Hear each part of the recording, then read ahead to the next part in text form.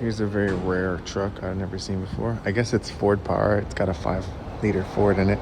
It's called a Laforza.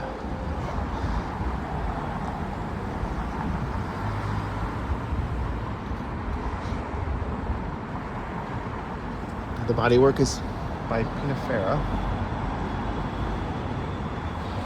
Looks like it's leaking oil, but it has a 4-wheel drive.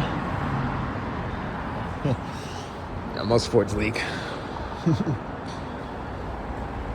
Here's the inside. It's got wood on the dash. This back seat looks pretty nice. It must be pretty lean back when you sit back there. Anyway, here's some information on the top. 1990 Laforza.